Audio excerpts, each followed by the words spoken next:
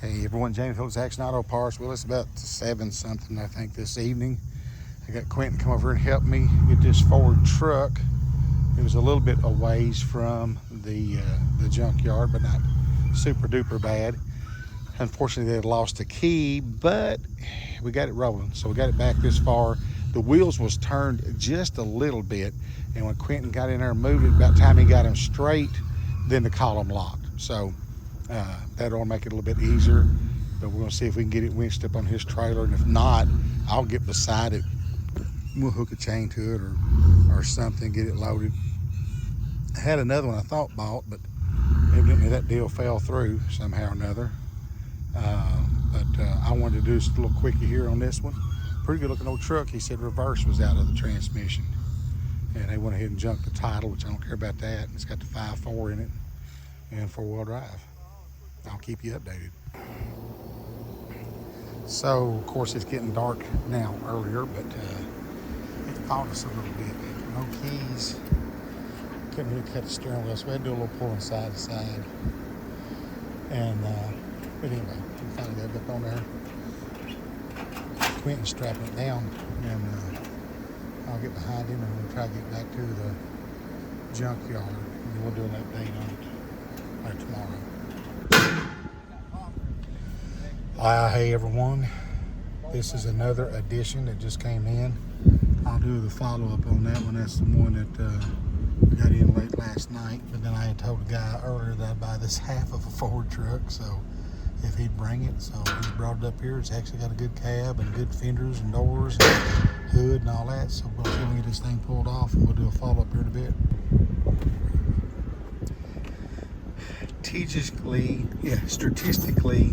Strategic, all that. We gotta be real careful trying to unload this half a truck because it's got good doors and everything, and we're trying not to let it get into the fenders on that trailer. So, yeah. So the day is winding down. Barney, he's still here with me. He went home a minute ago, but he knew it was getting close to quitting time. Said, come back and get him some more treats and another belly rub, didn't you, big boy? So, sold some car parts today. The windshield trim on, let's try to zoom in there. Try it one more time. All right, so that 69 Eldorado Cadillac, and Quentin got it pulled, so I got to ship it out first of the week. And then a couple guys came from Glasgow, Kentucky, maybe an hour and a half or so away, and got the driver front door off of an 03 Buick LeSabre, didn't he, Barney? Oh man, Barney, that's a long tongue. And so we got that stuff done, and then I bought, of course, this truck yesterday or last night, and we got it out here late. It's 04, and so we got it back here and unloaded it. No keys, so we had to kind of keep manipulating, if you will, back and forth and side to side to get it kind of in line. I want to leave a good pathway through here, so it's a little bit longer probably than the truck next to it. I mean, it could come back about a foot or so, and then that would make it more in line, but I'm gonna leave it like it is right now. And then I got this one in. Yeah, it's a half ton. It's a half truck. It's a 97 F-150. Guy that's actually bought some stuff from me. He needed from there back on the truck he's fixing because the frame was bad, and he needed the bed and the rear end and stuff. But he had bought brand new parts. They're in the in Black Betty, but a lot of the gaskets and all that to redo the V6, and then he chose not to, and they're still, like I said, brand new in the packages. And then, there's the intake and radiator and grill. So a lot of the other loose miscellaneous parts, the alternator and those type of things, are piled up inside of it. But he had it on an equipment trailer, and I got up over on this side of his trailer, and we kept edging it back. I didn't want to I didn't want to tear up the fenders on his trailer, but I didn't want to tear up them doors getting it off, because that was one of the reasons why I bought it, was it had good doors and fenders and everything was pretty solid on it. I think even the hood and stuff is good on it. So got that one in. So the third row of Ford trucks is starting to grow. Got the little Ranger, and here's the sad part. I keep saying, well, tomorrow I'm going to list this, and then I get busy. That one, this one, and this one, none of them are even on the market yet. And I keep wanting to get that motorhome listed, see if I can't sell some parts off of it. So I'm going to head to the house here in a minute. I've done some different segments from last night, earlier today, and all that, and I'll get home and try to put them all together and see what I come up with. And there's a extra back bumper. If nothing else, it's scrap. If nobody can't use it, it's not the world's worst. I guess it depends on how bad you're needing one. Man, this old truck here, they said reverse went out in the transmission, and the frame is rusty on it. But for an 04, it's actually in pretty daggone good shape. So I'm sure when I get it listed, it ought to do pretty decent on parts and things like that. Get it cleaned out, get the junk out of it, and what have you. So I got an interesting story to tell about this 2001. So the story goes, if you've seen one I posted a day or two ago, I think it was called A Productive Day at the Junkyard. I had two guys from Atlanta come up and got the transmission and the transfer case and the drive shafts and a clutch pedal. All right, so real good guys. We done the deal. They paid me for all of that. The price that I gave them. He didn't argue about the price or nothing. And so then they was looking around, because there is several Ford trucks here, and there's also a Barney Googlehead. So on down that, you see the red tail light, the truck back this way. They bought the tailgate off of it. Wait a minute, baby. I just got through patting you. You don't have to keep smacking me with your paw. They bought the tailgate off of it. All right, so they went down there and took it loose. And then I was filming, and they were here, and they did get that transmission transfer case, and one of the front drive shaft was still on it.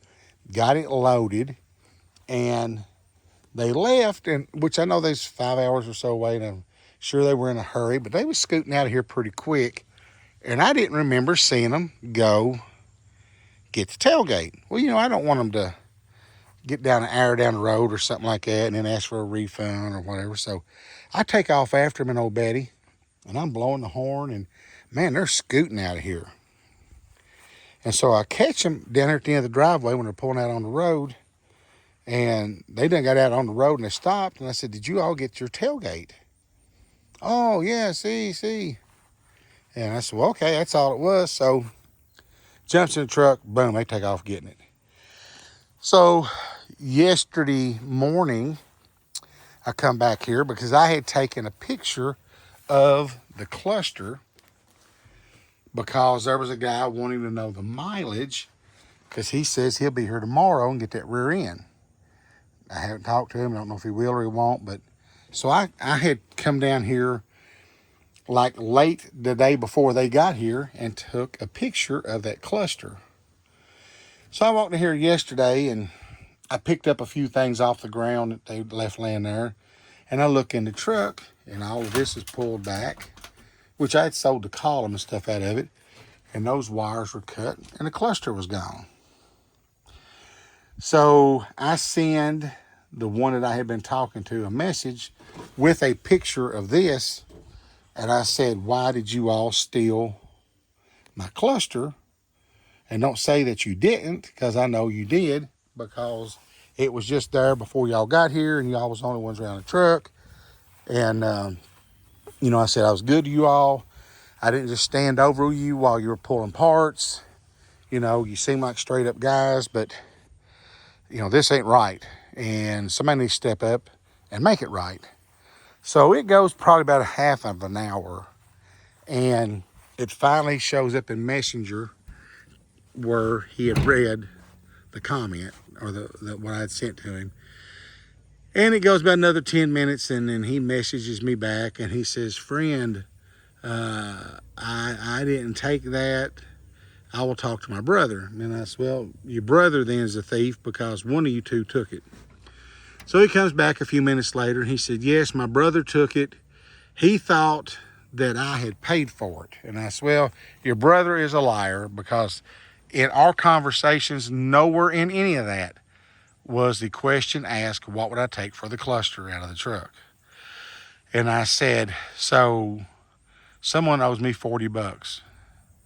And he said, "I'll talk to my brothers." So, at any point, he could have just blocked me and it would have been over with. And I thought, well, if nothing else, I'm just going to test him and see what he does. And he comes back and he says, keeps apologizing. And granted, their English wasn't the best. They were both from Venezuela, I think he said. But he was trying, and in the messages, you can tell, I guess, where it translates over. Sometimes it didn't make 100% sense to me, but so he comes back and he's apologizing, and he says, "I'm going to send you the money." And he did. He had paid me through Zelle on the rear end and stuff, and then paid me again for the tailgate. And he sent me $40 for the cluster, and again a nice apology. And I said, "Look, dude, that's fine." And he said, "Well, I don't want it to hinder our friendship and doing business." And I said, "Now that you stepped up and done the right thing, it won't. And you're welcome to come back and buy parts. But I'm going to tell you right now, if you bring your brother back, y'all ain't loading up nothing till I check everything, because he has cost you my trust in you." And he said he understood. So, did he know it? I don't know. I mean, but he said when he called his brother out about it, he admitted that he took it. So I'm sure I've had a lot of stuff stolen, even from past workers, and I never got nothing out of. So it wasn't like, they spent a good chunk of money. It's just the fact that they took it, or that one took it.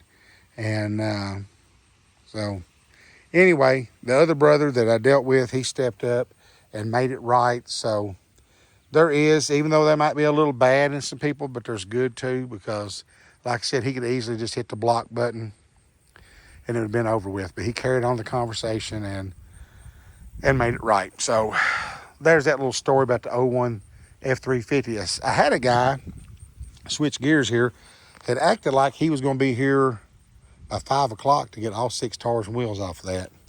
But, he said, and he did say it would be pushing him if he could, but I haven't heard from him, and I'm going to the house. So that being said, I was telling Quentin that if that guy does take that rear end tomorrow, and if he don't buy the springs, if those were off, that frame is toast.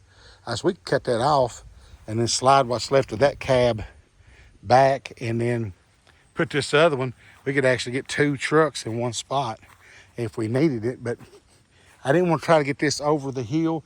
This is actually a little steeper than I like, but I could still put 1 or 2 more there.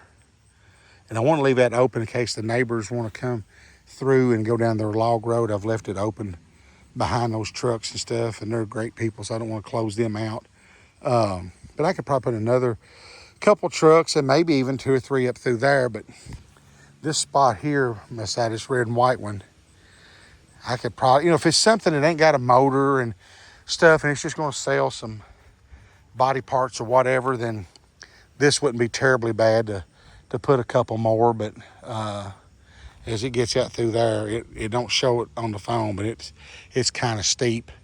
But this third row, I could probably get, a couple more up through here, and it wouldn't be terribly bad. But when I started this, there was no way I would have ever thought that I would have this many Ford trucks. And it's not by me going out and just looking for them and all that, it's just like, and I know some of you Chevy guys, Dodge guys, going to say, well, yeah, where else would they be but in a junkyard? I love them all because all the trucks part out good. But these, they just kind of keep popping up. I thought I had another one bought, and something went sideways on it. So, or I'd had 2.5 instead of 1.5. But anyways, I'm going to probably wrap this one up. And like I said, I've still got room to put probably 6, maybe more or so, and not be too dangerous. And then I'm looking at, this in the wintertime is kind of a little bit slick, and we can kind of come down through there and up. So I'm going to probably leave this part of what has become a driveway open, because if you're down there, it's not terribly bad. But once all of that fills up, and if I still got more Ford trucks, I'll probably just pop right over here and start the 4th row and come up this way with it. And I've actually got half of I got a 79 over there. I don't have the bed because I got it from my dad's truck. It's sitting right over there. So if I get it up here, it's just the frame and the cab, and still got the old motor and stuff in it, but it can come over here, and it would be one that you could drag over the hill and it not be the end of the world, getting to it. And then I've still got a 73 at my house that I've not gotten out here yet. So there's still 2 more Ford trucks that in time can be placed over here. So let me get up in Betty.